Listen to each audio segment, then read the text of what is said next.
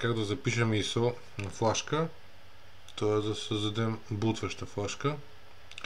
Защото ако просто копираме файловете, архивирали сме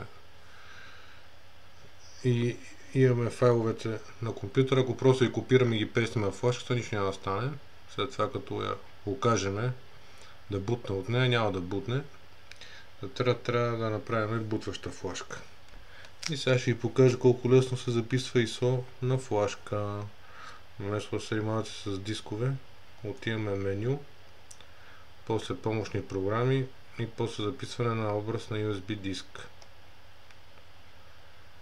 ISO Image.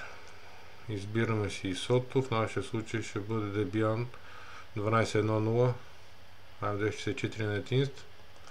Избираме ISO-то, USB памет си посочваме флашката и даваме запис. Иска ни парола, понеже както знаете в Linux всичко, за съжаление, или може би не за съжаление, с парола.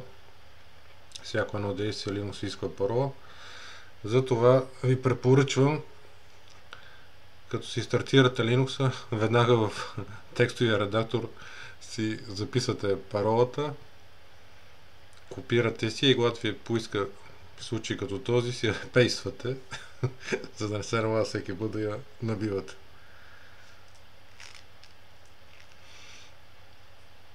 Аз така правя по принцип,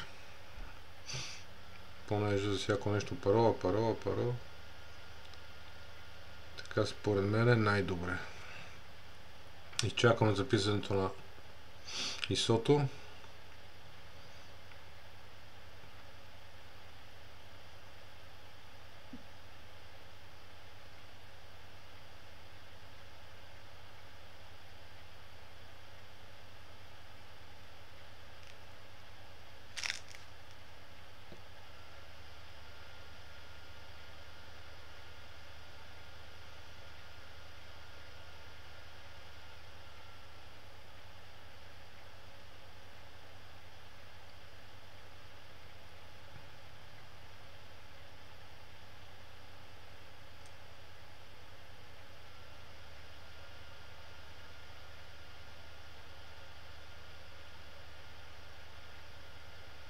Както виждате, не ви трябва никаква външна програма за целта. Използвам вградената програма, която е в Linux. Ето, образът беше успешно записан.